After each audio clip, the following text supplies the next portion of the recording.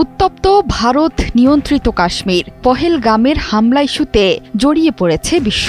ভারতের প্রধানমন্ত্রী নরেন্দ্র মোদীকে সমবেদনা জানিয়েছেন মার্কিন প্রেসিডেন্ট ডোনাল্ড ট্রাম্প, রুশ প্রেসিডেন্ট ভ্লাদিমির পুতিন সহ বিশ্ব নেতারা। অন্যদিকে বর্তমানে তুরস্ক সফরে আছেন পাকিস্তানের প্রধানমন্ত্রী শাহবাজ শরীফ। কাশ্মীরে হামলা ইস্যুতে দুই নেতার মধ্যে হয়েছে আলোচনা। সফরে কাশ্মীর সংকটে পাকিস্তানকে সমর্থন জানিয়েছেন তুরস্কের সুলতান খ্যাত নেতা এরদোয়ান।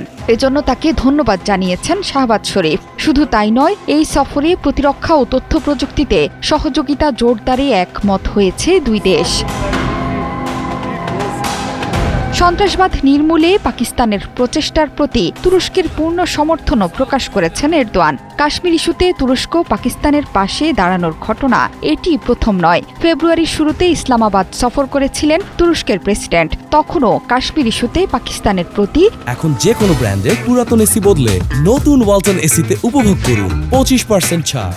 নিজের সমর্থন জোরালো করার আহ্বান জানিয়েছেন। কাশ্মীর নিয়ে তুরস্কের অবস্থানে ক্ষুব্ধ ভারত সে সময় এরদোয়ানের মন্তব্যের সমালোচনা করে তুর্কি রাষ্ট্রদূতের কাছে প্রতিবাদ জানিয়েছিল দিল্লি। এই ইস্যুতে পররাষ্ট্র মন্ত্রণালয়ের মুখপাত্র রণধীর জয়সওয়াল বলেছিলেন, ভারতের আঞ্চলিক অখণ্ডতা আর সার্বভৌমত্ব সম্পর্কে এই ধরনের অযৌক্তিক বক্তব্য অগ্রহণযোগ্য।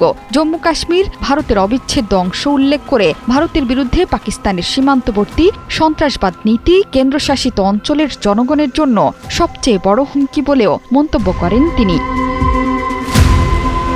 পহেলগামের এই ঘটনায় এখন পর্যন্ত ২৬ জনের মৃত্যুর খবর পাওয়া গেছে। মঙ্গলবার বিকেলে ভূস্বর্গ কাশ্মীরের হিমালয়ের কোলে অবস্থিত মনোরম শহর পহেলগামে এই হৃদয় বিদারক ঘটনা ঘটে। এই স্থানটিকে ভারতের সুইজারল্যান্ড বলা হয়ে থাকে। সকালে জম্মু ও কাশ্মীরের অনন্তবাগ জেলার বৈশরণে পর্যটকদের লক্ষ্য করে এলো পাথাড়ি গুলি চালায় বন্দুকধারীরা। নিহতদের মধ্যে ২ জন বিদেশি নাগরিক, একজন সংযুক্ত আরব আমিরাত এবং আরেকজন নেপালের। তাদের মধ্যে ভারতের নৌবাহিনীর একজন কর্মকর্তাও আছেন। এই ঘটনায় পাকিস্তানের দিকে অভিযোগের আঙ্গুল তোলার চেষ্টা করছে ভারতীয় গণমাধ্যমগুলো। যদিও হামলার ঘটনায় সমবেদনা জানিয়ে এতে পাকিস্তানের কোনো যোগ নেই বলে জানিয়েছে ইসলামাবাদ। জোহরা চৌধুরী সেতু, ৭১।